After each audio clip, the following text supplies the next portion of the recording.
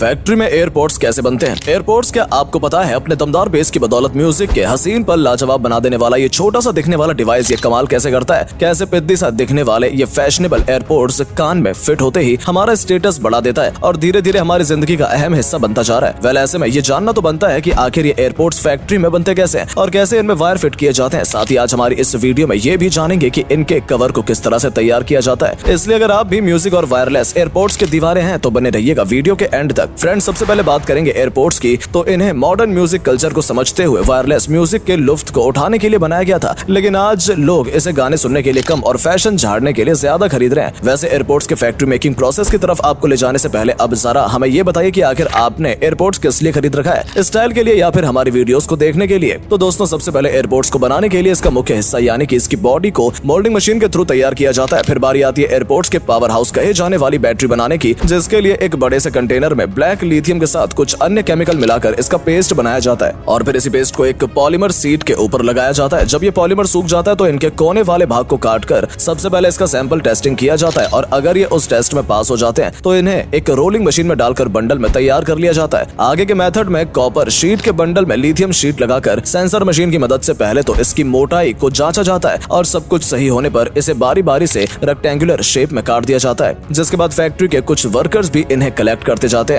दोस्तों, बारी आती है बैटरी को असेंबल करने की, जिसमें लिथियम पॉलीमर सीट के ऊपर कॉपर की सीट को रखा जाता है। दोनों को जोड़कर एक मोटी लेयर तैयार की जाती है। अब कुछ इस तरह नजर आ रही बैटरी के ऊपर एल्यूमिनियम शीट को लगाया जाता है और फिर इन्हें बारीकी से कट कर लिया जाता है। आखिर में इन एल्यूमिनियम शीट में बैटरी के इंटरनल हिस्से को उसे अंदर से पैक कर देते हैं और उसी तरह बैटरी सीट से निकले अनवांटेड हिस्से को भी सर्किट प्लेट से जोड़ देते हैं। फिर आखिर में बैटरी के ऊपर इस पीले टेप को लगाकर उसके पावर स्टोर करने की कैपेसिटी को जांचा जाता है। वेल दोस्तों, ये तो हो गई बैटरी की बात। इसके बाद चलिए हम आपको बता देते हैं आखिर एयरपोर्ट्स का पीसीबी कैसे बनकर तैयार होता है, क्योंकि ये पीसीबी ही होता है जिसकी वजह से पिद्दी से दिखने वाले इस एयरपोर्ट्स में आपको ढेर सारे फीचर्स देखने को मिल जाते हैं। वेल पीसीबी को बनाने के लिए कॉपर और ग्लास की शीट को कुछ इस तरह से कन्वेयर बेल्ट पर रखा जाता है। फिर इसमें इलेक्ट्रिक कंपोनेंट्स लगाने के लिए अनगिनत छेद किए जाते हैं और फिर दूर दराज बैठे पीसीबी इंजीनियर की मदद से कंप्यूटर में सर्किट डायग्राम को तैयार किया जाता है। अब इन पर ट्रैक पेंटिंग की जाती है, जिसके लिए इन्हें एक मशीन में डालते हैं जो कि अल्ट्रावायलेट रेस में इन ट्रैक को बनाती है। ये सारा काम एक अंधेरे कमरे में होता है। फिर दोस्तों, बारी आती है इसके